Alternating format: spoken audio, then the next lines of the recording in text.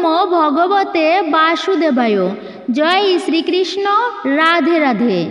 ফাল্গুন মাসের কৃষ্ণপক্ষের একাদশী বিজয়া একাদশী। মহাশিবরাত্রির দুদিন আগেই পড়েছে এই তিথিটি। জয়া একাদশীর মতো বিজয়া একাদশীর নামকরণ করা হয়েছে ভগবান বিষ্ণুর বৈকুণ্ঠের স্বর্গীয় আবাস একজন দ্বাররক্ষকের নামেও। ভক্তরা একাদশী উপবাস পালন করে, যা আদর্শভাবে দশমী তিথির সন্ধ্যা থেকে দ্বাদশী তিথির সকাল পর্যন্ত স্থায়ী হয়। সনাতন হিন্দু ধর্মে প্রতিটি তিথি এবং উপবাসের আলাদা আলাদা তাৎপর্য রয়েছে। এরই মধ্যে একাদশী উপবাসের বিশেষ তাৎপর্য রয়েছে বলে মনে করা হয়। একাদশীর উপবাস ভগবান বিষ্ণুর উদ্দেশ্যে উৎসর্গ করা হয়। প্রতি মাসে দুইটি একাদশী তিথি রয়েছে, একটি হয় কৃষ্ণপক্ষে এবং অন্যটি হয় শুক্লপক্ষে। এরই ভিত্তিতে বছরে মোট 24টি একাদশী ব্রতের উপবাস পালন করা হয়। ধর্মীয় বিশ্বাস অনুসারে একাদশী তিথিতে বিশ্বের রক্ষক ভগবান বিষ্ণু এবং মা লক্ষ্মীর বিশেষ পুজো করা শুভ ফল বয়ে আনে। এই উপবাস ব্রত পালন করলে সকল প্রকার কষ্টের অবসান হয় এবং জীবনের শেষ ভাগে মোক্ষ লাভ হয়। একাদশীর উপবাস মানুষকে জন্ম মৃত্যুর বন্ধন থেকে মুক্তি দেয়।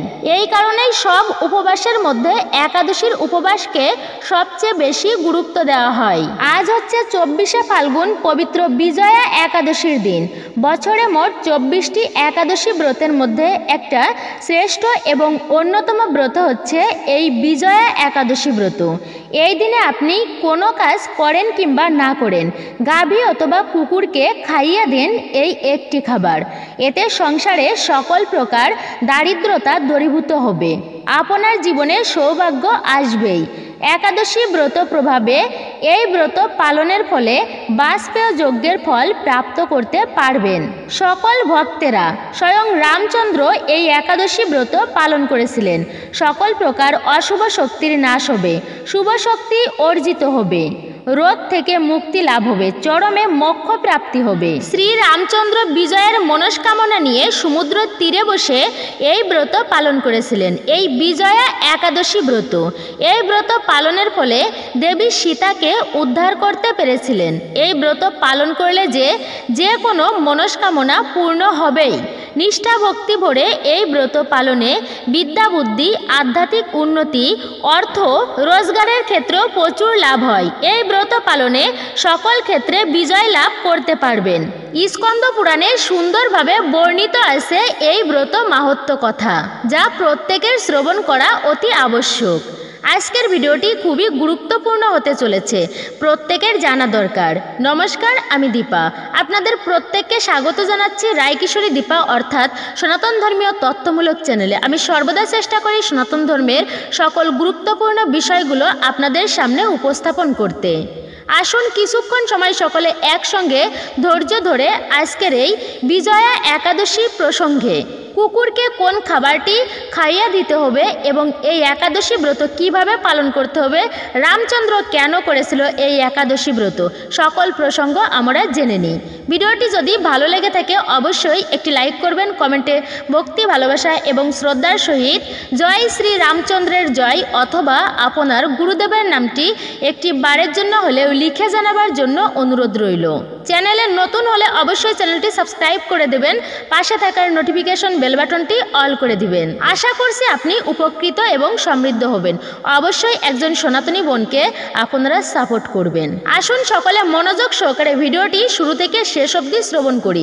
কখনো এটি স্কিপ করে করে দেখবেন না, তাহলে মূল্যবান বিষয়টি বাদ পড়ে যাবে। আর মনে রাখবেন, কখনোই কোনো ধর্মীয় কথা বা ব্রত কথা অসম্পূর্ণ শ্রবণ করতে নেই, এতে সেই ব্রতে দোষ লাগে। সনাতন ধর্মের নববিধা ভক্তির মধ্যে একটা শ্রেষ্ঠ ব্রত হচ্ছে একাদশী ব্রত। বলা হয়েছে জগতে যত প্রকার ব্রত আছে, যেমন শিব চতুর্দশী ব্রত, হনুমানজির ব্রত, গণেশ চতুর্থী ব্রত, শিবরাত্রি ব্রত, দোল পূর্ণিমার ব্রত, জন্মাষ্টমীর ব্রত, তো সকল প্রকার ব্রতের মধ্যে একটা শ্রেষ্ঠ এবং পবিত্র ব্রত হচ্ছে একাদশী ব্রত। যেমন হচ্ছে মঙ্গলবারে হনুমানজির ব্রত, সোমবার মহাদেবের ব্রত, শনিবার শনিদেবের ব্রত, বৃহস্পতিবার মা লক্ষ্মী দেবীর ব্রত।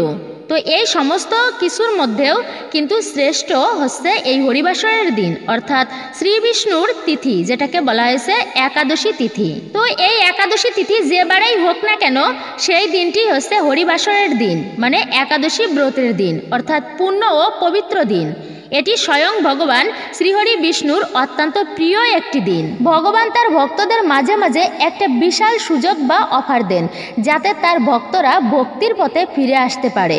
তো কোনো ভক্ত যদি ভগবানের দিকে 1 হাত বাড়িয়ে থাকেন, তো ভগবান তার প্রতি কৃপা করে তিনি 10 হাত বাড়িয়ে দেন, যাতে সেই ভক্তের ভক্তিতে মতি আসে এবং তিনি ভক্তকে উদ্ধার করতে পারেন। যদি কোনো ব্যক্তি একাদশীর দিনে ভক্তি শ্রদ্ধার সহিত উপবাস ব্রত পালন করে ভগবান শ্রীহরি বিষ্ণুর পূজা অর্চনা করতে পারে, তার জীবনের সমস্ত দুর্ভাগ্য ও অশুভ কেটে যায়। এতটাই গুরুত্বপূর্ণ ও প্রিয় দিন হচ্ছে শ্রীহরির দিন, যা একাদশী ব্রতের দিন। বছরে যে 24টি একাদশী ব্রত রয়েছে, এই 24টি একাদশী ব্রতের মধ্যে কেন এই বিজয়া একাদশী ব্রতকে শ্রেষ্ঠ বা গুরুত্বপূর্ণ বলা হয়েছে? এই ব্রত পালন করলে আমরা কি ফল প্রাপ্ত করতে পারবো? একাদশী ব্রত পালনে যে ফল লাভ হয়, অশ্বমেধ যজ্ঞ, রাজসূয় যজ্ঞ ও বাজপেয় যজ্ঞ দ্বারা তা প্রাপ্ত হয় না। দেবরাজ ইন্দ্রও যথাবিধি একাদশী ব্রত পালনকারীকে সম্মান করেন যথাযথভাবে। একাদশী ব্রতে ভাগবত কথা শ্রবণে পৃথিবী দানের ফল লাভ হয়। অনাহারে থেকে হরিনাম করা, হরিকথা শ্রবণ, রাত্রি জাগরণে একাদশী ব্রত পালন করা অতি আবশ্যক বা কর্তব্য। শাস্ত্র মতে এই একাদশী ব্রত পালন করলে ভগবান নারায়ণ অতি প্রসন্ন হন এবং পাপ মুক্তির আশীর্বাদ দেওয়া হয়। পাশাপাশি বিজয়া একাদশীর উপবাস ও ব্রত করলে সমস্ত কাজে জয়ী হওয়ার আশীর্বাদ পাওয়া যায়। এই বিজয়া একাদশী ব্রত পালন করলে ব্যক্তির যদি কোনো মনস্কামনা মনোবাসনা থেকে থাকে, তাও পূর্ণ হবেই হবে, অর্থাৎ ভগবানের ভক্তদের সকল মনোবাসনা পূর্ণ হবে। মহাশিবরাত্রির 2 দিন আগে পড়েছে এই পুণ্যতিথি।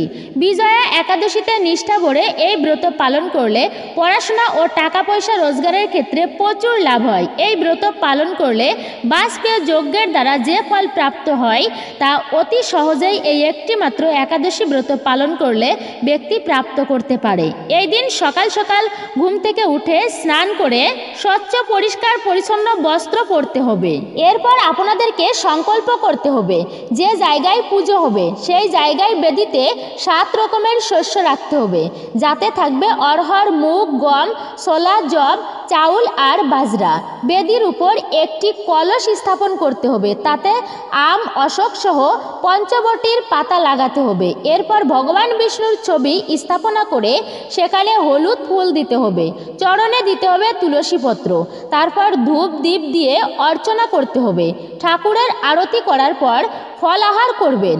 সারা রাত ভজন পূজনের মধ্য দিয়ে রাত্রি জাগরণ করে পালন করতে হবে এই বিজয়া একাদশী ব্রত। পরের দিন সকালে ব্রাহ্মণদের খাওয়ান, তারপর আপনি খাবার গ্রহণ করুন। তাহলে যে ব্যক্তি এই বিজয়া একাদশী ব্রত পালন করবে, তার সর্বপ্রকার কামনা, যেমন হে প্রভু তুমি আমার সন্তান দাও, তুমি আমার সন্তানের একটা চাকরির ব্যবস্থা করো, সন্তান অসুস্থ হয়েছে তাকে সুস্থ করো, তবে যদি আমার মনের বাসনা পূর্ণ হয় আমি হরিবাসর দেব, কৃষ্ণ পূজা দেব, বাল্য সেবা দেব, কালী পূজা দেব, ইত্যাদি ইত্যাদি। এমন ধরনের বিভিন্ন মনস্কামনা থেকে থাকে যদি কোনো ব্যক্তির মনে, তো সেই বাসনাও যদি ভগবানকে জানানো হয় এই ব্রত থেকে, তো তা পূর্ণ হয়ে যায়। যে ব্যক্তি এই বিজয়া একাদশী ব্রত পালন করবে তার সর্বকামনা পূর্ণ হবেই হবে ভগবানের অশেষ কৃপায়। এবার হচ্ছে এই একাদশী ব্রত পালনের মাধ্যমে সমস্ত তীর্থ ভ্রমণ করলে যে পুণ্যফল লাভ হয়ে থাকে, কোটি কোটি তীর্থে ভ্রমণ করলে যে ফল লাভ প্রাপ্ত করা যায়, সেই সমান ফল পাওয়া যায় শুধুমাত্র এই বিজয়া একাদশী ব্রত পালন করলে তা লাভ হয়ে থাকে। তাই প্রতিটা ব্যক্তির উচিত জীবনের কোনো একটি সময় হলেও, একটি বারের জন্য হলেও উচিত তীর্থ ভ্রমণ করা। তীর্থ ভ্রমণ এমনই, যদি কোনো ব্যক্তি বাড়িতে বসে কোনো পাপকার্য করে থাকে, তা তীর্থ ভ্রমণ করলে সেই পাপ বিনষ্ট হয়ে যায়। এটি পদ্ম পুরাণের কথা। তবে এই বিজয়া একাদশী ব্রত পালন করলে সেই তীর্থ ভ্রমণের সমান ফল পাওয়া যায়। এই বিষয়ে মহাপুরুষ স্বামী বিবেকানন্দ বলেছেন, বহুরূপে সম্মুখে তোমা ছাড়ি কোথায় খুঁজিছি ঈশ্বর, জীবে প্রেম করে যে জন সে সেবিছে ঈশ্বর। তাই এই এই জীবের মধ্যে রয়েছেন ঈশ্বর আত্মারূপে। জীবকে সেবা করলে স্বয়ং ঈশ্বর প্রসন্ন হন। দ্বিতীয় বিষয় হচ্ছে, যে সকল ব্যক্তি এই বিজয়া একাদশী ব্রত পালন করবে তার বাজপেয় যজ্ঞের ফল প্রাপ্তি হবে। বৈদিক যুগে এই সমস্ত যজ্ঞ সকলেই পালন করতে পারত না, কোনো ভাগ্যবান রাজারাই পালন করতে পারত, কারণ যজ্ঞ করতে হলে তো অনেক অনেক দান করতে হতো। তো সেই সকল যজ্ঞের ফল অনায়াসেই প্রাপ্তি করা যায় এই বিজয়া একাদশী ব্রত পালনের মাধ্যমে। এবার আসুন আমরা জেনে নিই এই 2025 সালে বিজয়া একাদশীর মূল তিথিটি কখন শুরু হচ্ছে এবং কখন সমাপ্ত হবে। আপনাদের কোন দিন পালন করতে হবে এই বিজয়া একাদশী এবং পালনের সঠিক ও পূর্ণাঙ্গ সময়সূচি। 2025 সালে বিজয়া একাদশী আপনাদেরকে পালন করতে হবে 24শে ফেব্রুয়ারি, 11ই ফাল্গুন সোমবার দিন। মূলত এই বিজয়া একাদশীর তিথি শুরু হচ্ছে 10ই ফাল্গুন 23শে ফেব্রুয়ারি রবিবার দিন সকাল 10:29 থেকে, এবং এই একাদশীর তিথি থাকবে 11ই ফাল্গুন 24শে ফেব্রুয়ারি সোমবার দিন সকাল 10:43 পর্যন্ত এই বিজয়া একাদশীর তিথিটি থাকবে। উদয়া তিথি অনুসারে আপনাদেরকে ব্রত পালন করতে হবে 24শে ফেব্রুয়ারি 11ই ফাল্গুন সোমবার দিন। তো আপনারা সকলে ভক্তি নিষ্ঠার সহিত অবশ্যই সোমবার দিন উপবাস ব্রত পালন করবেন। প্রত্যেকেরই উচিত একাদশী ব্রত পালন করার। তো পালনের সময়টা জানতে পারবেন একটু পরেই, অবশ্যই আপনারা সাথেই থাকবেন। আপনি যতই কঠোরভাবে সঠিকভাবে এই একাদশী ব্রত পালন করুন না কেন, কিন্তু যদি একাদশীর পালন সঠিক সময়ে করতে না পারেন, তবে ব্রতের সম্পূর্ণ যে ফল, সেই পূর্ণ ফলটা আপনারা প্রাপ্ত করতে পারবেন না। তাই পালন খুবই গুরুত্বপূর্ণ ব্যাপার।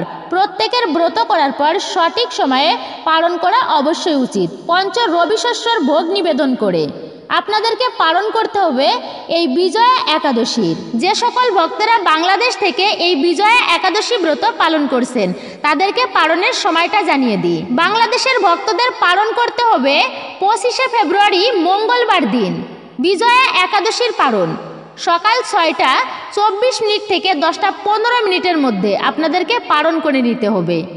আর যারা ভারত তথা কলকাতা থেকে আপনারা এই ভিডিওটি দেখছেন তাদেরকে এই বিজয়া একাদশীর পালন করতে হবে 25শে ফেব্রুয়ারি মঙ্গলবার দিন সকাল 6:01 থেকে 9:53 পর্যন্ত এই পালনের সময়টা থাকবে। অবশ্যই আপনারা এই সময়টুকুর মধ্যে পঞ্চ রবি শস্যর ভোগ নিবেদন করে পালন মন্ত্র উচ্চারণ করে ভগবানকে নিবেদন করবেন।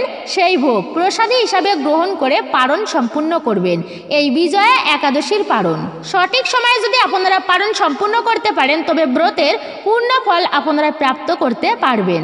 তবে একাদশী ব্রত সর্বোত্তম হচ্ছে নির্জলাভাবে পালন করা। নির্জলা একাদশী ব্রত মানে জল ফোঁটা পর্যন্ত গ্রহণ না করা। নির্জলা একাদশীতে কোনো প্রকার আহার গ্রহণ না করে থাকতে পারে, তবে সকল পাপ বিমুক্ত হয়। মৃত্যুকালে বিষ্ণুদূতগণ ব্রত পালনকারীকে সসম্মানে বিষ্ণুলোকে নিয়ে যান, তাই যমদূতগণ তার কাছে আসার সাহসই পান না। যে ব্যক্তি শ্রদ্ধাপূর্বক এই মাহাত্ম্য শ্রবণ করেন, পাঠ করেন, তিনি বৈকুণ্ঠ ধাম প্রাপ্ত হন।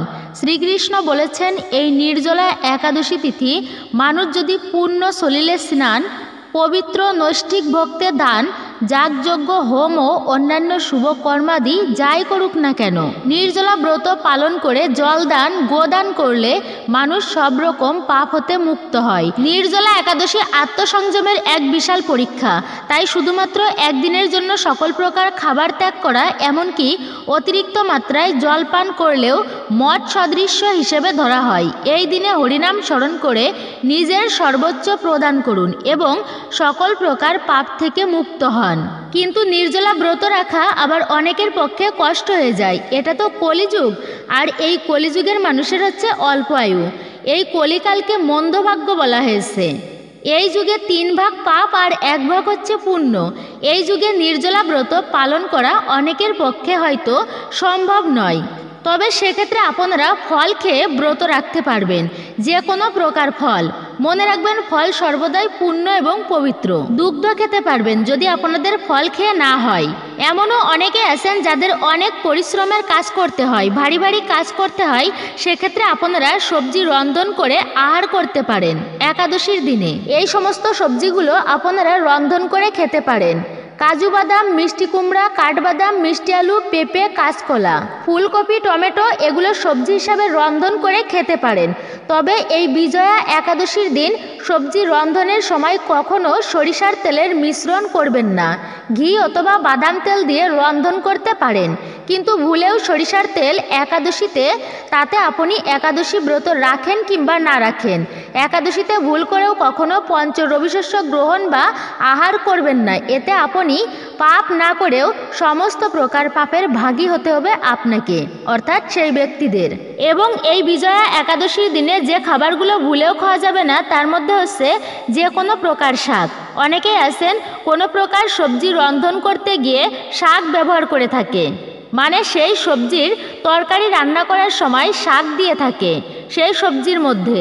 কিন্তু মনে রাখবেন যে কোনো প্রকার শাক, পুঁই শাক, লাল শাক, লাউ শাক, মিষ্টি কুমড়া শাক, ঢেঁড়স, সিম, বাঁধাকপি, বেগুন, এই সকল খাবার একাদশীতে খাওয়াই যাবে না। এরই সাথে হচ্ছে পঞ্চ রবিশস্য। এই পঞ্চ রবিশস্যর মধ্যে যদি আপনি একটিও গ্রহণ করে থাকেন তাহলে কিন্তু আপনার ব্রত ভঙ্গ হয়ে যাবে। তো পঞ্চ রবিশস্য হচ্ছে যেমন ধান থেকে তৈরি সকল প্রকার খাবার, চাউল, মুড়ি, চিড়া, সুজি, পায়েস, খিচুড়ি, চাউলের পিঠা, খই ইত্যাদি। গম থেকে তৈরি সকল প্রকার খাবার, আটা, ময়দা, সুজি, বেকারি রুটি বা সমস্ত প্রকার বিস্কুট, হরলিক্স ইত্যাদি। ডাল জাতীয় সমস্ত প্রকার খাবার, মুগ, মাসকলাই, মুসুর ডাল, খেসারি, ছোলা, অরহর, ফেলন, মটরশুঁটি, বরবটি ও সিম। জব বা ভুট্টা থেকে তৈরি সমস্ত প্রকার খাবার যেমন ছাতু, খই, রুটি ইত্যাদি। সরিষার তেল, সয়াবিন তেল, তিল তেল। এখন অবধি দেখা যায় যে একাদশী ব্রত করে রুটি মানে আটা রুটি খেয়ে থাকেন অনেকেই। এখনো পর্যন্ত শুনতে হয় যে আগেকার মানুষ আটা রুটি খেয়েই তো ব্রত পালন করেছে, তাদের কি ব্রত পালন হয়নি? তো আমরা খেলে দোষ কি? মনে রাখবেন গম থেকে আটা আর আটা থেকে রুটি, এটি পঞ্চ রবিশস্যর মধ্যেই একটি, তাই রুটি গ্রহণ করাও উচিত নয়। এতে মহাপাপের ভাগী হতে হয়। পাপ না করেও সেই সমস্ত পাপের ভাগী হবেন আপনি। একাদশী ব্রত করে ভুল করেও আমিষ জাতীয় খাবার গ্রহণ করবেন না, এমনকি বাড়িতে আমিষ জাতীয় খাবার রন্ধন করা উচিত নয়। তো অনেকেই বলে থাকবেন, আচ্ছা আমি নাই ব্রত পালন করেছি কিন্তু পরিবারের অন্যান্য লোক তো ব্রত পালন করেনি, তো বাধ্য হয়ে তো আমাকে সেই আমিষ জাতীয় খাবার বা পঞ্চ রবিশস্যই তো রন্ধন করে দিতে হচ্ছে, তাহলে সেক্ষেত্রে কি আমার দোষ হবে? আমি কি ব্রত পালন করতে পারবো না? তো সে সকল মায়েদেরকে বলছি, আসলে সাংসারিক জীবনে তো এগুলো করতেই হবে, কারণ সবাই তো ব্রত পালন করতেছে না, কিন্তু তাদেরও উচিত এতটুকু ছাড় দেওয়া, যেহেতু একজন মা ব্রত পালন করতেছে। তা সেক্ষেত্রে এই দিনে অন্তত পঞ্চ রবিশস্য বা তাকে দিয়ে রন্ধন করানো উচিত নয়, বা সবাইকে অন্তত একাদশী ব্রত পালন করা উচিত তার সহিত। আর এমন অবস্থায় যদিও বাধ্য হয়ে রন্ধন করতে হয় তো সেটা দোষণীয় নয়, কারণ ভগবান তো দেখছে। এর পরবর্তী হচ্ছে শ্যামা চাউল, কাউন, এগুলো বর্জন করতে হবে। অনেকেই বলেন, আচ্ছা মাতাজি একাদশী ব্রত করে কি শ্যামা চাউল খাওয়া যাবে কিনা? শ্যামা চাউলের খিচুড়ি রন্ধন করে খাওয়া যাবে? মনে রাখবেন একাদশীর দিনে শ্যামা চাউল খাওয়া উচিত নয়, কেননা তাতে পঞ্চ রবিশস্যর সংমিশ্রণ থাকে, আর পঞ্চ রবিশস্য খেলে ব্রত নষ্ট হয়ে যায়, ব্রত ভঙ্গ হয়ে যায়, এতে সেই ব্রতে দোষ লাগে। তবে আপনারা সাবু খেতে পারেন, সাবুর পায়েস করে খেতে পারেন, সাবুর খিচুড়ি তৈরি করে খেতে পারেন। এগুলো অনেক ধরনের খাবার তৈরি করা যায় এই সাবু দিয়ে। আলুর চিপসও খেতে পারেন, বিভিন্ন সবজি রান্না করে খেতে পারবেন, এবং এই সমস্ত সবজি রন্ধন করে তা আপনি ঠাকুরকে নিবেদন করে সেই প্রসাদ গ্রহণ করে আপনি পেট ভরে খেয়ে সুন্দরভাবে একাদশী ব্রত পালন করতে পারবেন। এতে করে আপনার কষ্টও তেমন হবে না, যে কোনো প্রকারের হোক না কেন ব্রত পালন করা সকলেরই উচিত। আচ্ছা, এই একাদশী ব্রতের দিনে কেন পঞ্চ রবিশস্য গ্রহণ একদমই করা যাবে না? শাস্ত্রে একটা বিচিত্র কাহিনী রয়েছে, তো আসুন সেই কাহিনীটি শোনা যাক। সেই কাহিনীটি হচ্ছে মা যশোদা এবং ভগবান শ্রীকৃষ্ণকে নিয়ে। তো মা যশোদা একাদশীর দিনে ভুল করে অন্ন রন্ধন করে ফেলেছিলেন। তা আসুন আমরা সেই কাহিনীটা জেনে নিই। ভগবান শ্রীকৃষ্ণ তিনি ভগবান হওয়া সত্ত্বেও নিজে অবধি জগতের অর্থাৎ জীবের কল্যাণার্থে এবং প্রচারের জন্য এই একাদশী ব্রত পালন করত। এমনকি ভগবান কৃষ্ণের পালিত মা যিনি হচ্ছেন যশোদা দেবী, তিনিও একাদশী ব্রত পালন করত। একদিন ভগবান শ্রীকৃষ্ণ লক্ষ্য করলেন যে মা যশোদা একাদশীর দিনে অন্ন রন্ধন করছেন। তখন তিনি গিয়ে কি করলেন, মায়ের হাত চেপে ধরলেন। মা, আজকে এই পবিত্র একাদশী ব্রতের দিনে তুমি অন্ন রান্না করছো? মা, তুমি জানো না একাদশীর দিনে যে ব্যক্তি অন্ন গ্রহণ করে তার মহাপাপের ভাগী হতে হয়? মা যশোদা জানতো না যে আজকে একাদশী ব্রত। তখন শ্রীকৃষ্ণকে বলল, তবে কি করব এখন?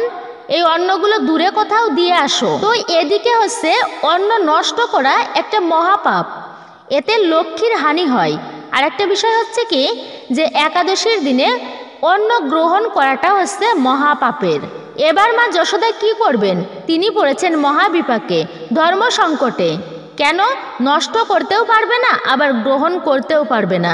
তাহলে কি উপায় হবে? যশোদা মা এবার চিন্তা করলেন, যমুনা নদীতে যদি ফেলে দিই, অনেক মাছ আছে, তারা খেয়ে বাঁচতে পারবে। এটা চিন্তা করে যমুনায় সেই রন্ধন করা অন্নগুলো ফেলতে গেলেন। তখন যমুনা নদী থেকে যমুনা দেবী উঠে এসে হাত জোর করে প্রার্থনা করলেন, হে মা, আপনি এই অন্নগুলো কৃপা করে এই নদীতে ফেলবেন না। কেননা আজকের দিন হচ্ছে একাদশী ব্রতের দিন, শ্রী হরির দিন। কোনো প্রাণীকেই আজকের দিনে অন্ন গ্রহণ করানো উচিত নয়, এতে সমস্ত পাপের ভাগী হতে হয়। তাই আপনি কৃপা করে এই অন্ন এখানে ফেলবেন না। এবার মা যশোদা দেবী কি করবেন? তিনি দুঃখিত মনে সেই যমুনা নদীর পাশে বসেই রইলেন একান্তভাবে। গালে হাত দিয়ে এইভাবে বসে আছেন তিনি। হঠাৎই একটা মকর মাছ আপন মনে খেলা করছিল সেখানে। আর চিন্ময় জগতের সকল প্রাণী কথা বলতে পারে, মকর মাছটিও তাই। যিনি পরম পুরুষোত্তম ভগবান, যার ভয়ে মৃত্যুর দেবতা, যিনি যমরাজ, তিনি অবধি ভীত হন। আর সেই ভগবান যাকে দেখে ভীত হন অর্থাৎ ভয় পান, তিনি হচ্ছেন মা যশোদা। ভগবান শ্রীকৃষ্ণ মা যশোদাকে ভয় পেতেন। ভগবান লীলার ছলে মায়ের ভয়ে পলায়ন করত। তখন মা যশোদা কৃষ্ণকে লাঠি নিয়ে তাড়া করতেন। সেই যশোদা মা আজকে স্বয়ং ভগবান, যাকে মা বলেন, তিনি দুঃখিত হয়ে বসে রয়েছেন। প্রশ্ন করল মকর মাছ, মা, আপনি এত দুঃখিত কেন? তখন যশোদা মা বললেন, দেখো, আজকে একাদশী ব্রতের দিনে আমি ভুল করে অন্ন রান্না করেছি। তবে এই অন্ন যে আজকে কেউ গ্রহণ করবে না, তাহলে আমি কি করব? অন্ন নষ্ট করাও যেমন মহাপাপের, তেমনি একাদশীতে অন্ন গ্রহণ করলেও যে মহাপাপ হয়। তো আমি কি করতে পারি? আচ্ছা মকর, তোমার কাছে কি কোনো উপায় আছে? তোমার জানা আছে এটার কোনো উপায়? তখন সেই মকর মাছটি চিন্তা করলো, এটাই হচ্ছে সুযোগ শ্রীকৃষ্ণের কৃপা লাভ করার জন্য। মকর মাছটি বলল, আমি এই অন্ন গ্রহণ করতে পারি যদি কৃষ্ণ আমাকে কথা দেয় যে এই পাপ গ্রহণ করার ফলেও যেন তিনি তার বাঁশির মাথায় স্থান দেন আমাকে, তাহলে আমি এই অন্ন গ্রহণ করতে পারি। এটা কিন্তু সাধারণ বিষয় নয়। মকর মাছ বলল, আমি এই পাপ গ্রহণ করেও নরকে যেতে রাজি আছি যদি ভগবান শ্রীকৃষ্ণ তার বাঁশির মাথায় আমাকে স্থান দেন, এই শর্তে। যে বাঁশি পরম পবিত্র, ভগবান যখন বাঁশি বাজাতো, গোবৎসগণ তারা মায়ের স্তন পান করত। সেই বাঁশির সুর শুনে দুই নেত্র মানে চোখ বন্ধ করে চোখ হইতে অশ্রু বিসর্জন করত। এতটাই সুন্দর মধুর ছিল সেই বাঁশির সুর। এই বাঁশির সুর শুনে দেবী যমুনা তার গতির পথ ভুলে যেত। নদীর জোয়ার বাঁশির সুর শুনে তার গতিপথকে ভুলে যেয়ে আবার ভাটার দিকে প্রবাহিত হতো। এতই সুন্দর ছিল ভগবান শ্রীকৃষ্ণের বাঁশির সুর। আর তার ভক্তেরা যদি শ্রবণ করত সেই বাঁশির সুর, তারা যে যেখানেই যে অবস্থানেই থাকতো সেভাবেই ছুটে চলে আসতো ভগবান শ্রীকৃষ্ণের কাছে। আর ভগবান শ্রীকৃষ্ণের সেই বাঁশির মাথায় যদি আমি স্থান পাই, তবে আমার এই পাপ সৌভাগ্যে পরিণত হবে। মা, তোমার কৃষ্ণ যদি আমাকে এই কথা দিতে পারে, তবেই আমি এই রান্না করা অন্ন গ্রহণ করব। যা এনেছো মা, আমি তা খেয়ে নেব। তখন ভগবান শ্রীকৃষ্ণের কাছে এই কথা মা যশোদা গিয়ে বললেন। তিনি তখন খুশি হয়ে বলল, তথাস্তু। দেখুন তো, মকর মাছ এই পাপের অন্ন গ্রহণ করেও তার জীবন সৌভাগ্যে বর্ষিত হয়েছিল। এবং আপনারা দেখবেন যে শ্রীকৃষ্ণের বাঁশির মাথায় দেখা যায় আসলে ওটা কিন্তু ময়ূর নয়, এইটা সেই মকর মাছ। তাই ভগবান নিজেই এই জগতে প্রচারের জন্য তিনি স্বয়ং ভগবান হওয়া সত্ত্বেও একাদশী ব্রত পালন করেছেন। এই জন্য আমাদের প্রত্যেকেরই উচিত এই একাদশী ব্রতগুলো ভক্তির সহিত পালন করা উচিত। এবার আসুন আমরা একটুখানি জেনে আসি এই একাদশী ব্রত কিভাবে পালন করতে হয়, শাস্ত্রে কি বলছে। এগুলো আমরা হয়তো অনেকেই জানি, কিন্তু তারপরেও আসুন না একটু সংক্ষেপে আমরা জেনে নিই এই একাদশীর মতো পুণ্য পবিত্র দিনে একাদশী ব্রত কিভাবে আমাদের পালন করতে হয়, সঠিক নিয়মটি। একাদশী ব্রতের আগের দিনে অর্থাৎ দশমীর দিনে অবশ্যই প্রত্যেকে মনে রাখবেন আপনাদের সংযম পালন করতে হয়। যে কোনো শুভতম দিনে বা একাদশীর মতো পূর্ণ পবিত্র দিন আসলে তো আগের দিনে মানে দশমীর দিনে প্রত্যেককে সংযম পালন করতে হয়, নিজেকে পরিষ্কার পরিচ্ছন্ন রাখতে হয়, ব্রতের জন্য নিজেকে প্রস্তুত করতে হয়, সেটাই হচ্ছে সংযম পালন করা। তো একাদশী মূলত 3 দিন ব্যাপী পালিত হয়, দশমী, একাদশী আর হচ্ছে দ্বাদশী। একাদশী ব্রতের আগের দিন রাতে 12টার আগেই অন্নভোজন সম্পূর্ণ করে নিলেই সর্বোত্তম। ঘুমানোর আগে দাঁত ব্রাশ করে দাঁত ও মুখ গহ্বরে লেগে থাকা সব অন্ন পরিষ্কার করে নেওয়াই সর্বোত্তম। সকালে উঠে শুধু মুখ কুলি ও স্নান করতে হয়।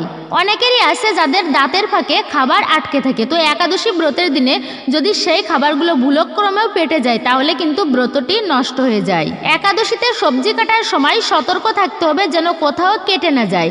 একাদশীতে রক্তক্ষরণ বর্জনীয়। দাঁত ব্রাশ করার সময় অনেকেই রক্তক্ষরণ হয়ে থাকে, তাই একাদশীর আগের দিন রাতেই দাঁত ভালোভাবে ব্রাশ করে নেওয়াটাই সর্বোত্তম। যেহেতু 3 দিন ব্যাপী একাদশী ব্রত পালন করতে হয়, তো এই দিনে অর্থাৎ দশমীর দিনে মিথ্যা বলাও উচিত নয়, অনুচিত কার্যগুলো একদমই করা উচিত নয়।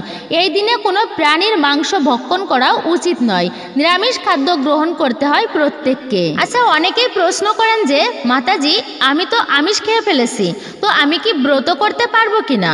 তবে এক্ষেত্রে মনে রাখবেন আপনি যদি ভুলক্রমে আমিষ জাতীয় খাবার খেয়ে ফেলেন দশমীর দিনে তারপরেও ব্রত করতে পারবেন, কেননা একাদশী ব্রতের আগের দিনে মানে দশমীর দিনে প্রত্যেকে নিরামিষ খাবার খেয়ে ব্রত রাখা উচিত, পরের দিন যাকে বলে সংযম করা। কিন্তু এখন কথা হচ্ছে আপনি ভুলক্রমে আমিষ খেয়ে ফেলেছেন, সেক্ষেত্রেও বলবো যে কোনো ব্যক্তি এই ব্রত ভক্তি ভরে পালন করতে পারবেন, তবে দশমীর দিনে প্রত্যেককে সংযম পালন করা উচিত। আর যদি ভুলক্রমে আমিষ খেয়ে ফেলেন সেটা কোনো দোষণীয় নয়, কারণ ভগবান তো দেখছেন যে আপনি ইচ্ছা করে আমিষ খাবার খাননি, এটা ভুল করে হয়ে গিয়েছে। অনেকেই আছেন যে কাজের সূত্রে বাইরে থাকেন বা পড়ালেখা করার জন্য চাকুরির ক্ষেত্রে যাই হোক এরা বাইরে থাকেন, হয়তো ঠিকমতো নিয়ম মেনে এরা ব্রত রাখতে পারেন না, হয়তো তার সেই পরিবেশ নেই, সেই পরিবেশ হয়ে ওঠে না, সেটা কিন্তু ভগবান দেখবেন। ভগবান দেখবেন যে এই ব্যক্তি পরিস্থিতির শিকার, তবে যে কোনো অবস্থাতেই হোক না কেন ব্রত রাখা কিন্তু উচিত। আর মুখ্য যে বিষয়টা সেটা হচ্ছে একাদশীর দিনটি অর্থাৎ হরিবাসরের দিন, শ্রীহরি বিষ্ণুর দিন।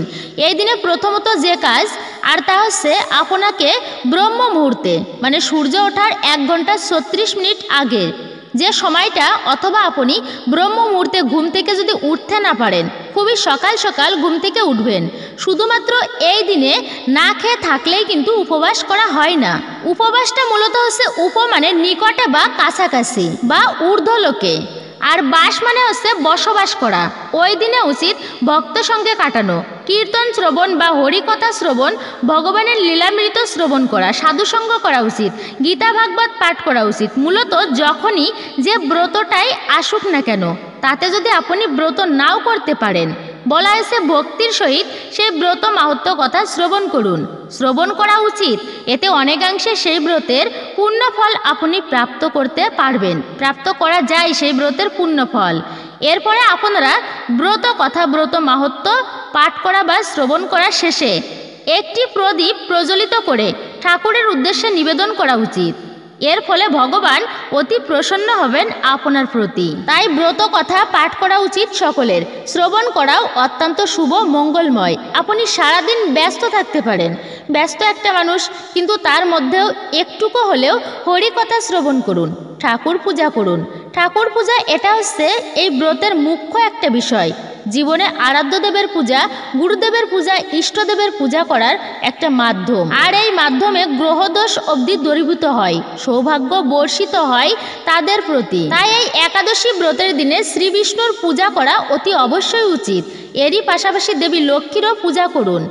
আর যদি পূজা করতে নাও পারেন ধরুন আপনাদের আশপাশে কোনো মন্দির আছে, তো সেখানে গিয়ে ঠাকুরের পূজা দিন, এমনকি ঠাকুর দর্শন করুন। তো দর্শন করাটাও কিন্তু মঙ্গলময় বিষয়, এর ফলেও সমান ফল পাবেন। যে পূজা করছে সেও তো ফল প্রাপ্ত করবেন, আর যে দর্শন করছে সেও একই ফল প্রাপ্ত করবেন। অর্থাৎ পূজা করা আর দর্শন করা দুজনেই সমান ফল প্রাপ্ত করতে পারবেন। তাই পূজা করা, ঠাকুরকে দর্শন করা, ভক্ত সঙ্গে কাটানো, হরি কথা বলা, এটি অত্যন্ত মঙ্গলময়, শুভ বলা হয়েছে।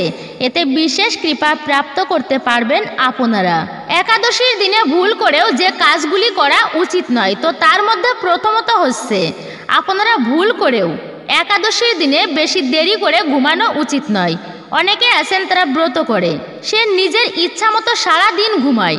তাহলে বলুন এই ব্রতের উদ্দেশ্য কি হলো? ব্রত করার মূল উদ্দেশ্য তো হচ্ছে ভক্ত সঙ্গে কাটানো, দিনটা ভক্ত সঙ্গ করার। যদি তাই না হয় তবে সেই ব্রতের প্রকৃত যে ফল তা লাভ হয় না। তাই একাদশী ব্রতের দিনে উপবাস করে কখনো দিবানিদ্রা যাওয়া উচিত নয়। আর শুভতম দিন বাদে অতিরিক্ত ঘুমানোকেও অশুভ বলা হয়েছে। শুধু যে শুভতম দিন তা কিন্তু নয়। কথিত আছে যে ব্যক্তি ঘুমিয়ে অর্থাৎ আলস্যতায় দিন কাটায় তার ভাগ্য ঘুমিয়ে পড়ে, আর দিবানিদ্রা শারীরিক দিক থেকে ভালো নয়, এটাকে শুভ বলা হয়নি। তাই এই একাদশী ব্রতের দিনে দিনের বেলা ঘুমানো উচিত নয়। আর আরেকটা বিষয় হচ্ছে, তা হচ্ছে যদি কোনো ব্যক্তি ঘুমিয়ে ঘুমিয়ে স্বপ্ন দেখেন যে পঞ্চ রবিশস্য বা এই খাবারগুলো গ্রহণ করছি, তবেও কিন্তু ব্রত ভঙ্গ হয়। স্বপ্নে দেখলেও তাই একাদশীর দিনে একান্তই বলা হয়েছে ঘুমানো অনুচিত, অর্থাৎ জাগরণ করে একাদশী ব্রতর দিন বা রাত্রি কাটানো উচিত। একাদশীর দিনে বা যে কোনো শুভতম দিনে রাত্রি জাগরণের কথা বলা হয়েছে। তো যদি আপনি অসুস্থ থাকেন সে বিষয়টা ভিন্ন। অনেকেই বলে থাকেন, আচ্ছা মাতাজি, একাদশী ব্রত করে সাবান বা তেল কি ব্যবহার করা যাবে? অনেকে আছেন এই শুভতম দিনে রূপচর্চা করে, তেল মাখে শরীরে, সাবান শ্যাম্পু ব্যবহার করে। প্রত্যেকেই মনে রাখবেন, রূপচর্চা করা সাবান শ্যাম্পু তেল একাদশীর দিনে সম্পূর্ণই কিন্তু নিষিদ্ধ। অনেকে আবার শরীরে সরিষার তেল ব্যবহার করেন, এটিও মাখা যাবে না। মনে রাখবেন একাদশীতে সরিষার তেল খাওয়া যায় না, আর যে দ্রব্যটি খাওয়া যায় না সেটি শরীরে মাখা উচিত নয়। অনেকেই বডি লোশন কিংবা কৃত্রিম ক্রিম মেখে থাকেন শরীরে, এগুলো মাখা উচিত নয়। তবে ন্যাচারাল দ্রব্যগুলো, প্রাকৃতিক দ্রব্য রূপচর্চার জন্য ভালো। তবে বিশেষ করে একাদশী ব্রতের দিনে সরিষার তেল ভুলেও শরীরে ব্যবহার করা উচিত নয়, কেননা এটি আমাদের শরীরে লোমকূপ থেকে ভিতরে প্রবেশ করে। তাই একাদশীর দিনে সাবান শ্যাম্পু তেল ব্যবহার করা উচিত নয়। অতিরিক্ত রূপচর্চা এ সমস্ত করা একদমই উচিত নয়।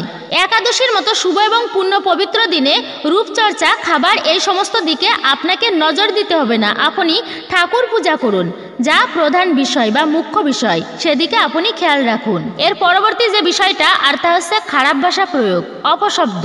তো এই খারাপ ভাষা বা অপশব্দ একদমই করা উচিত নয়।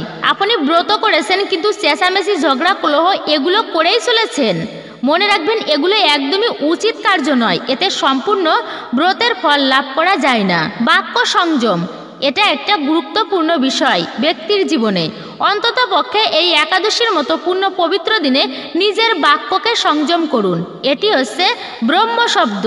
ধনুক থেকে তীর যেমন একবার বের হলে তা কখনো আর ফিরে আসে না, তেমনি মুখ থেকে কোনো শব্দ বের হয়ে গেলে সেটা আর কখনো ফেরত নেওয়া যায় না।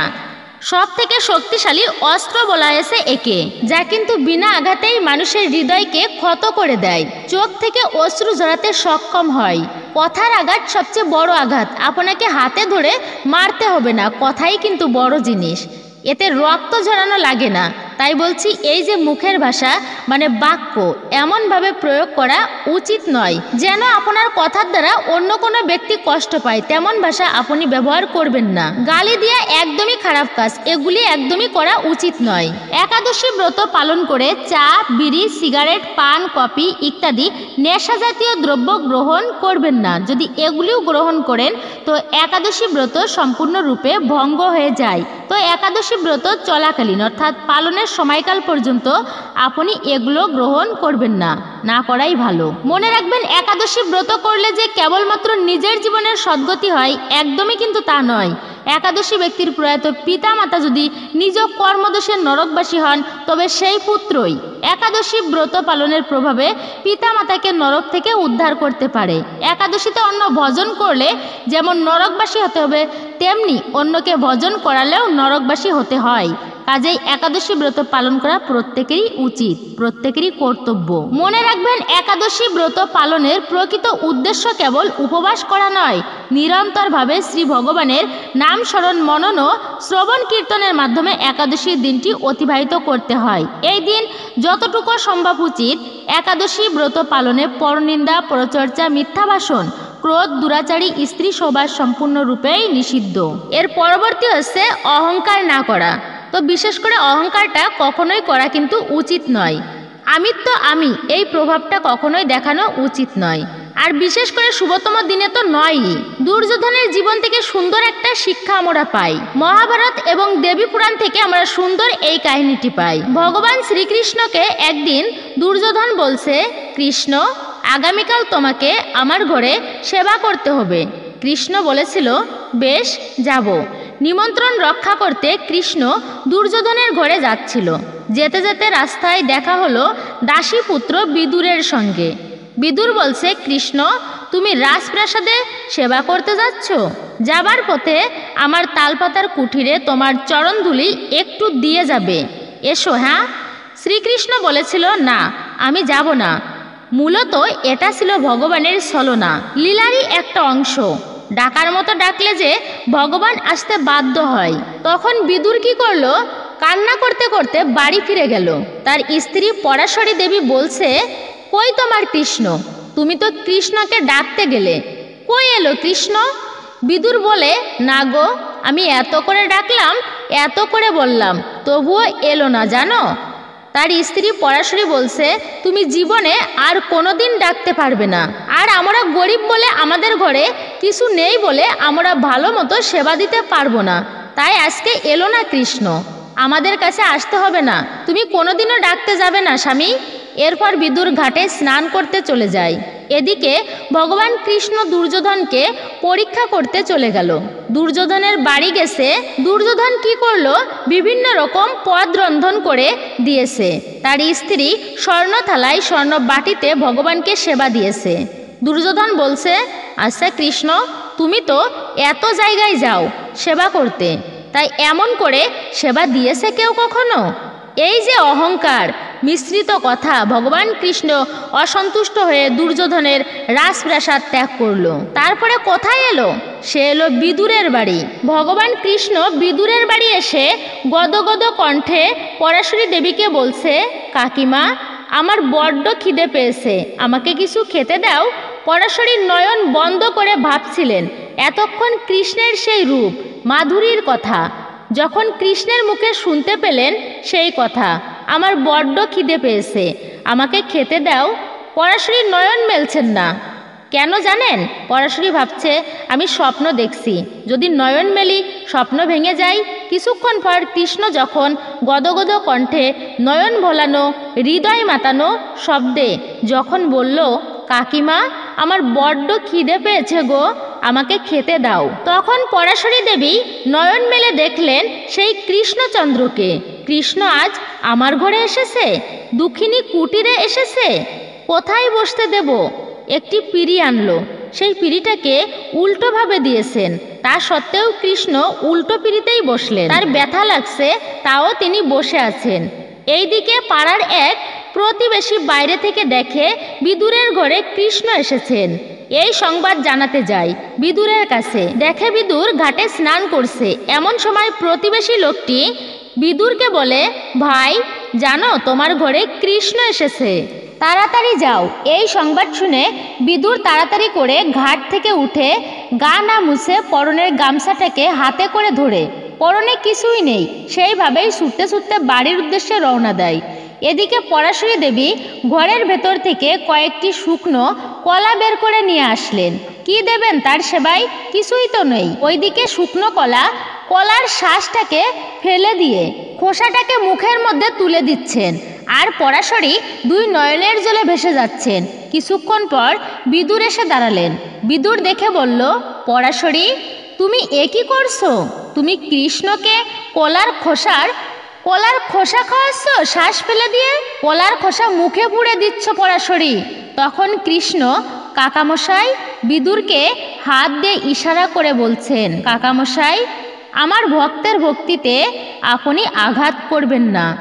আমি প্রতিজ্ঞা করেছি আমার ভক্ত হৃদয়ের নির্মম ভালোবাসা দিয়ে যেই বস্তুই আমাকে অর্পণ করবে আমি তা পরম অমৃত মনে করে তা গ্রহণ করব। তৃপ্তি সহকারে কৃষ্ণ সেই কলার খোসা সেবা করলেন। হঠাৎ তারা জাগতিকভাবে ফিরে আসে। পরাশরী তার স্বামী বিদুরকে দেখে ঘোমটা দিয়ে মুখ ঢাকলেন। ঘোমটার তল থেকে বলছে, স্বামী, আমাকে বলছো? আর তুমি নিজেকে দেখো একবার। বিদুর নিজেকে দেখে তার শরীরে কোনো বস্ত্রই নেই, একদমই খালি। পরাশরী স্বাভাবিক হলেন, সে তার ভুল বুঝতে পারেন। দেখেন তিনি কলার শ্বাসকে ফেলে দিয়ে কলার খোসা খাওয়াচ্ছিলেন ভগবান শ্রীকৃষ্ণকে। তারা দুজনেই লজ্জায় অবনতি হলেন। এরপর বিদুর ভিক্ষা করে ঢেঁকি শাক নিয়ে এসেছেন। ঘরে ছিল সামান্য কয়টি খুদ। পরাশরী দেবী সেই খুদ আর ঢেঁকি শাক রন্ধন করে কৃষ্ণকে আসন পেতে দিয়ে দুঃখিনী সেই শাক অন্ন গ্রহণ করার জন্য অনুরোধ করছেন, বলছেন শ্রীকৃষ্ণকে। আর কৃষ্ণ পরম অমৃত মনে করে তা গ্রহণ করছেন ভক্তি দিয়ে। তো ভক্তি দিয়ে কেউ যদি কিছু ভগবানকে অর্পণ করেন, ভগবান তা অতি সানন্দে গ্রহণ করেন এবং সেই ব্যক্তির প্রতি প্রসন্ন হন। তো ভগবানের কাছে কোনো ভেদাভেদ নেই, ধনী গরিব, উঁচু নিচু, ভগবানের কাছে কিন্তু এই সমস্ত ভেদাভেদ নেই। ভগবানের কাছে ভক্তিটাই আসল। এটা বলার মূল উদ্দেশ্য হচ্ছে ভগবান প্রত্যেকের প্রতি কৃপা করেন। যদিও ভগবানের কখনো আহার নিদ্রা এগুলো কিছুই নেই, তারপরেও ভগবান ভক্তদের ভক্তিটাই গ্রহণ করে।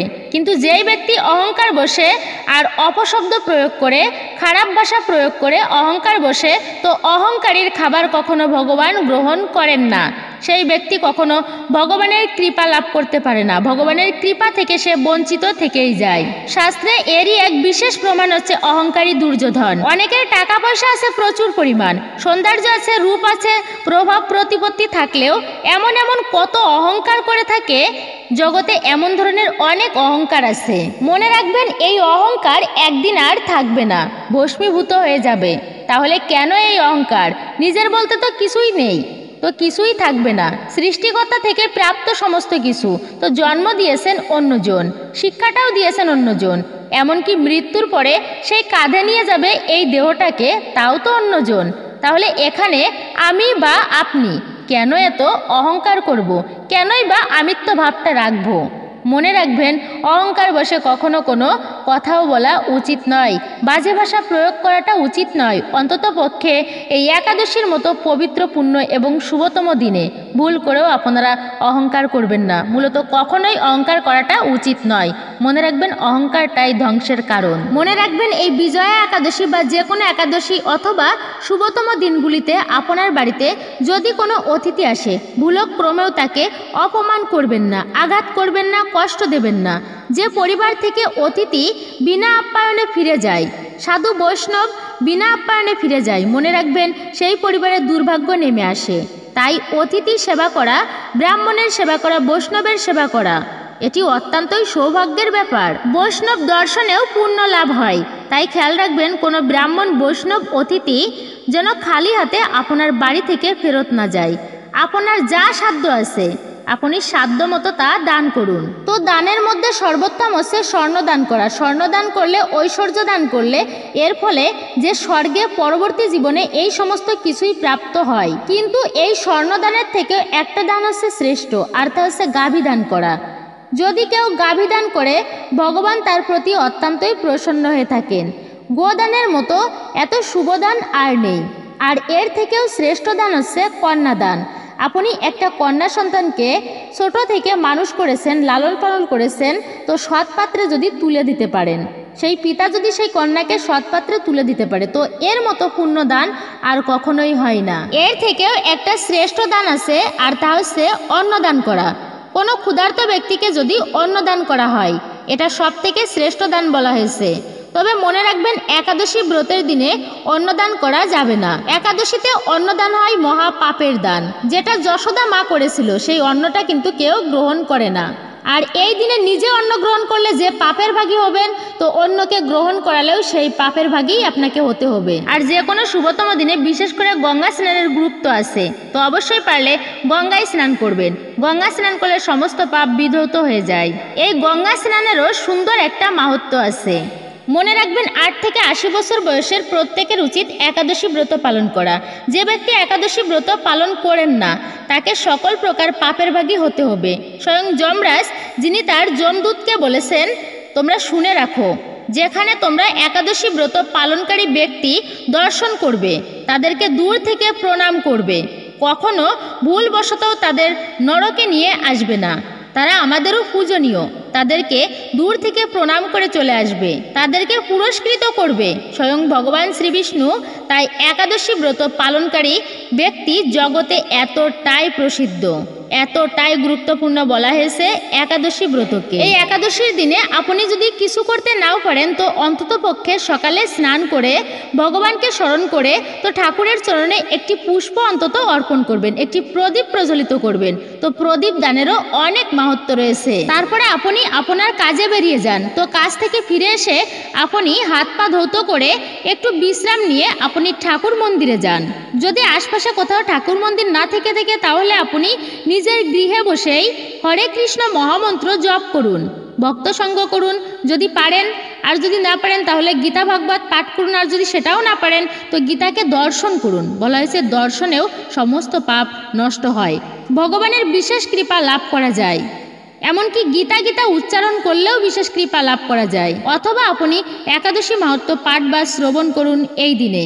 আর যারা মালা জপ করেন, তো তারা বিশেষ করে জপমালায় জপের সংখ্যাটা বৃদ্ধি করবেন। সন্ধ্যাবেলায় অন্তত পক্ষে তুলসী মহারানীর সামনে একটা প্রদীপ প্রজ্বলিত করুন, ভক্তি ভরে একটা প্রণাম নিবেদন করুন। তো যদি আপনি পারেন, অশ্বত্থ গাছের পূজা করবেন এই দিনে। অশ্বত্থ গাছের গোড়ায় একটি প্রদীপ প্রজ্বলিত করে দেবেন, 7 বার প্রদক্ষিণ করবেন, ভক্তি ভরে প্রণাম করবেন, এতেও বিশেষ কৃপা লাভ করতে পারবেন। যদি আপনি দান করতে নাও পারেন, তো বাড়িতে আপনি ফলের বৃক্ষ লাগান, শুভতম ফলের বৃক্ষগুলো লাগান, এতেও বলা হয়েছে বিশেষ কৃপা লাভ করতে পারবেন। এবার আসুন জেনে নিই, এই একাদশীর দিনে কুকুর বা গাভীকে কোন খাবারটি খাইয়ে দিতে হবে আপনাদেরকে। তবে এই বিষয়টি জানার আগে আসুন আরেকটু সময় ধৈর্য ধরে শাস্ত্রে এই বিজয়া একাদশীর ব্রত কথা উল্লেখ রয়েছে, যা শ্রবণ করলেও অনেকাংশে এই ব্রতের ফল লাভ করা যায়। তাই এই দিনে আপনারা ব্রত করেন কিংবা না করেন, প্রত্যেকেরই উচিত এই কার্যটি করবেন। ব্রত করার পরে একটি প্রদীপ প্রজ্বলিত করে ঠাকুরের উদ্দেশ্যে নিবেদন করবেন এবং এই দিনে দান করবেন।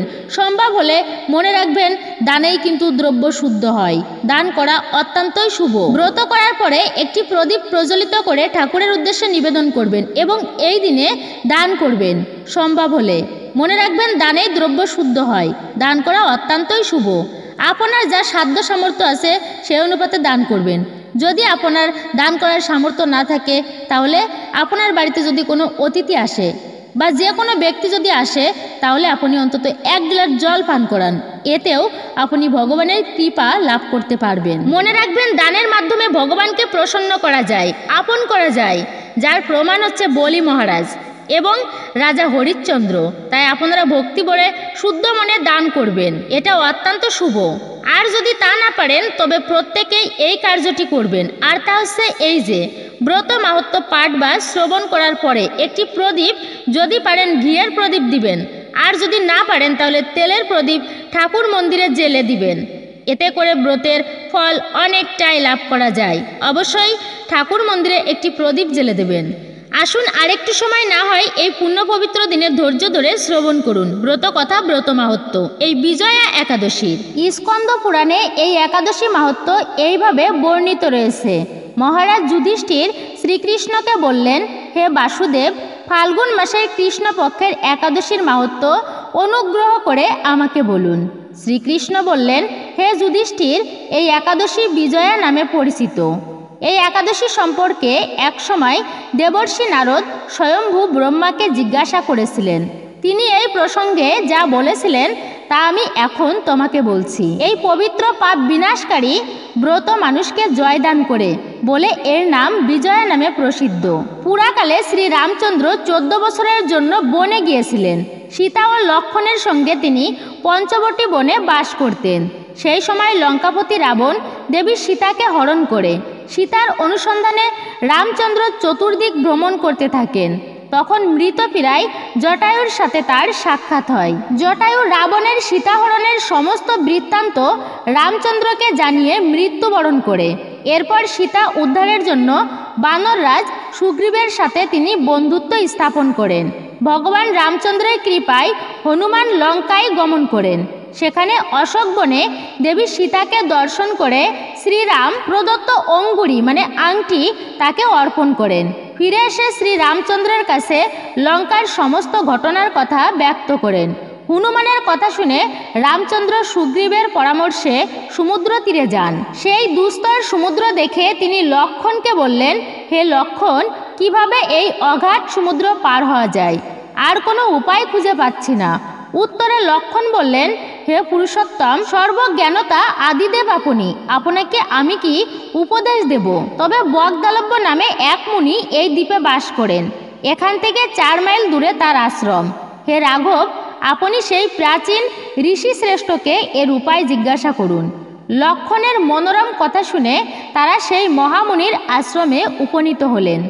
ভগবান রামচন্দ্র ভক্তরাজ সেই মুনিকে প্রণাম করলেন। মুনিবর রামচন্দ্রকে পুরাণ পুরুষ বলে জানতে পারলেন। আনন্দ ভরে জিজ্ঞাসা করলেন, হে রামচন্দ্র, কি কারণে আপনি আমার কাছে এসেছেন তা কৃপা করে বলুন।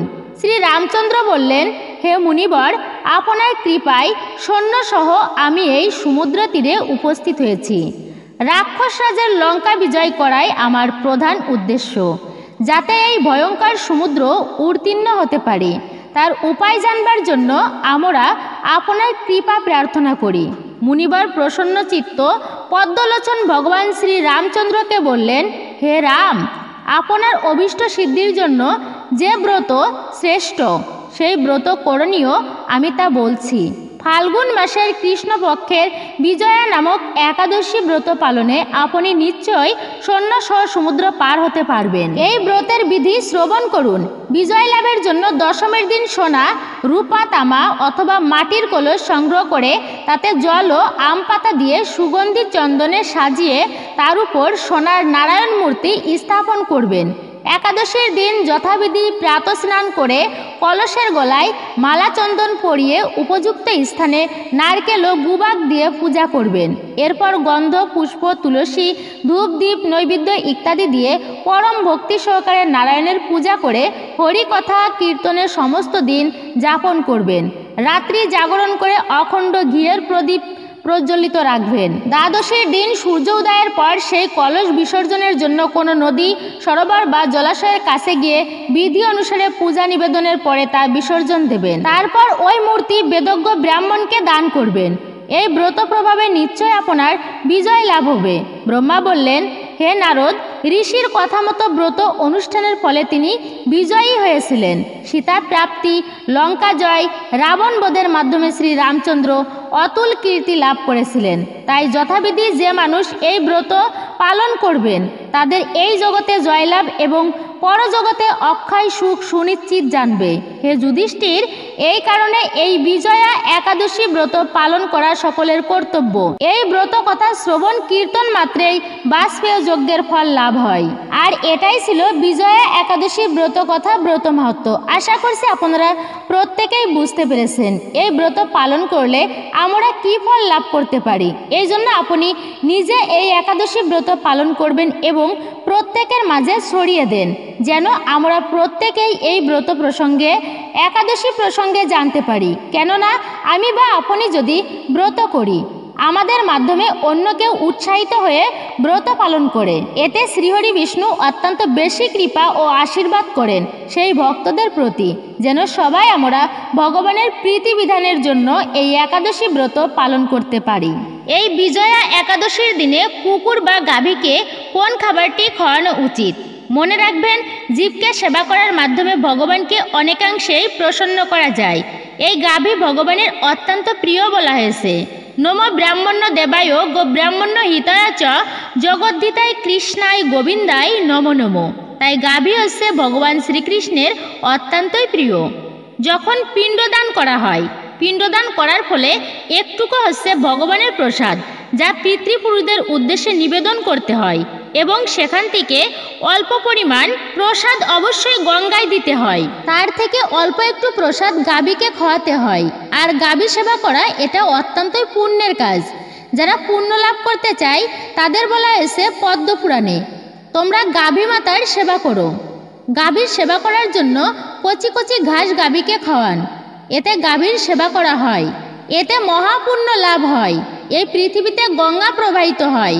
রাজা দিলীপ, ভগীরথের সগর রাজার বংশধর হচ্ছে দিলীপ, তিনি কিন্তু গাভীর সেবা করেছিলেন, যার ফলশ্রুতিতে এই পৃথিবীতে গঙ্গা নদীকে আমরা দেখতে পাচ্ছি। ভগবানের চরণ থেকে গঙ্গা নদী প্রবাহিত হয়ে এই পৃথিবীতে পর্যন্ত বর্তমান বিদ্যমান রয়েছে। এই গাভী সেবার মাধ্যমেই এসেছিল গঙ্গা। তাই গাভী সেবা অত্যন্তই শুভ বলা হয়েছে শাস্ত্রে। তবে মনে রাখবেন, পঞ্চ রবিশস্যের মধ্যে কোনো খাবার এই দিনে কুকুর বা গাভীকে খাওয়ানো উচিত নয়। তাছাড়া আপনি ঘাস দিতে পারেন গাভীকে এই দিনে। খড় বিচুলি অনেকেই কলা গাছ খেতে দেয়, ছোট ছোট করে কেটে গাভীকে খেতে দেয়, তো আপনি তাও দিতে পারেন। এছাড়াও কুকুরকে এই দিনে আপনি সবজি রন্ধন করে খেতে দেবেন।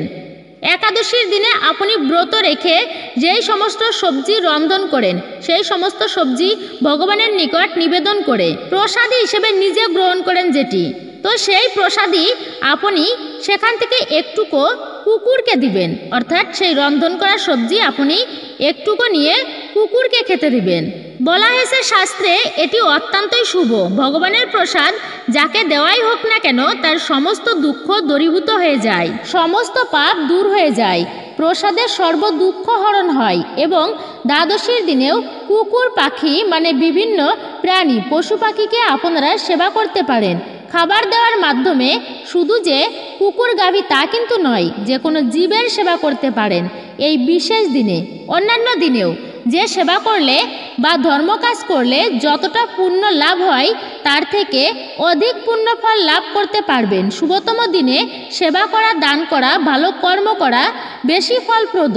তবে মনে রাখবেন, কখনোই কোনো পশু পাখিকে আঘাত করা উচিত নয়, মারা উচিত নয়, কোনো প্রাণীকে হত্যা করা উচিত নয়। এটি মহাপাপের বলা হয়েছে, অশুভ বলা হয়েছে শাস্ত্রে। ভগবানের সব থেকে প্রিয় হচ্ছে দুটি ব্যক্তি, তো এক হচ্ছে গাভী মাতা আর এক হচ্ছে ব্রাহ্মণ। আচ্ছা, কেন এই গাভী মাতা ভগবানের এতটা প্রিয়? ধর্মীয় অনুষ্ঠানের আগে বাড়িতে গোবর লেপনের কথা বলা হয়েছে, আরও আগেই বলা হয়েছে বেদে, বহু বছর পূর্বে গোবর লেপনের কথা। গোবরে অশুভ শক্তি দূরীভূত হয়। গরুর পেছনের দিকটা হচ্ছে অত্যন্ত পবিত্র, কিন্তু সামনের দিকটা নয়, সামনের দিকটা হচ্ছে অপবিত্র। এটা নিয়েও শাস্ত্রে সুন্দর একটা কাহিনী আছে। আর দ্বিতীয়ত হচ্ছে ভগবানের আরেকজন ব্যক্তি, তিনি হচ্ছেন ভগবানের প্রিয়, আর তা হচ্ছে ব্রাহ্মণ। কেন এই ব্রাহ্মণ ভগবানের এতটা প্রিয়? ব্রাহ্মণের উপরিভাগ খুবই পবিত্র, ব্রাহ্মণের শ্রীমুখ খুবই প্রিয়, যেই মুখ থেকে দিব্য মন্ত্র উচ্চারিত হয়, শাস্ত্রের কথা পাঠ হয়। আর যে সমস্ত ব্যক্তি শাস্ত্র কথা পাঠ করে দিব্য মন্ত্র উচ্চারণ করে অপশব্দ প্রয়োগ করে না, তার আলাদাই একটা বাক্য শক্তি রয়েছে। সেই শ্রীমুখ থেকে যে আশীর্বাদ দেন তা একটুকু হলেও ফলপ্রসূ হয়, আর যে অভিশাপ বের হয় তাও কিন্তু একটুকু হলেও ফলপ্রসূ হয়। তাই ব্রাহ্মণের উপরিভাগ মানে শ্রীমুখ খুবই পবিত্র। ভগবান এই দুটি ব্যক্তিকে বেশি পছন্দ করেন। তাই ভগবানের যে প্রণাম মন্ত্র তাতেও বলা হয়েছে, নম ব্রাহ্মণ্য দেবায় গো ব্রহ্মণ্য হিতায় চ জগদ্ধিতায় কৃষ্ণায় গোবিন্দায় নম নম। হে গোবিন্দ, আমি তোমাকে প্রণাম করি। কেন? তুমি ব্রাহ্মণ এবং গাভীদের হিতকারী, তোমাকে আমি নমস্কার করি। তাই গাভী হত্যা মহাপাপের, আর ব্রহ্ম হত্যা অর্থাৎ ব্রাহ্মণ হত্যা সেটিও কিন্তু মহাপাপের। এই দুই পাপ যারা করবে তাদের শত সহস্র অর্থাৎ যাবৎকাল চন্দ্র সূর্য বিদ্যমান ততকাল নরকের যন্ত্রণা ভোগ করতে হবে। এটা অতি ভয়ঙ্কর পাপের কথা বলা হয়েছে। কিন্তু এই সমস্ত পাপ করার পরেও যদি কেউ একাদশী ব্রত করার পরে ভগবানের কাছে প্রার্থনা করে, তবে তার জন্মা অর্জিত পাপরাশি পর্যন্ত বিধৌত হয়ে যায়, শুধুমাত্র এই বিজয়া একাদশী ব্রত পালনের ফলে। হরে কৃষ্ণ কৃষ্ণ কৃষ্ণ হরে হরে, হরে রাম রাম রাম হরে হরে। জয় শ্রীকৃষ্ণ, রাধে রাধে। তো এটাই ছিল আমাদের আজকের ভিডিওটি। আশা করছি আপনি উপকৃত এবং সমৃদ্ধ হয়েছেন। যদি ভালো লেগে থাকে অবশ্যই একটি লাইক করবেন, কমেন্টে ভক্তি ভালোবাসা ও শ্রদ্ধার সহিত জয় শ্রীকৃষ্ণের জয়, জয় শ্রী রামের জয় অথবা আপনার ইষ্টদেবের নামটি একটি বারের জন্য হলেও লিখে জানাবার জন্য অনুরোধ রইল। চ্যানেলে নতুন হলে চ্যানেলটি সাবস্ক্রাইব করবেন। সকলে ভালো থাকুন, সুস্থ থাকুন, পরম করুণাময় ঈশ্বরের অশেষ কৃপায়। তো আবারও দেখা হবে সনাতন ধর্মীয় এমন কোনো গুরুত্বপূর্ণ ভিডিওর বিষয় নিয়ে।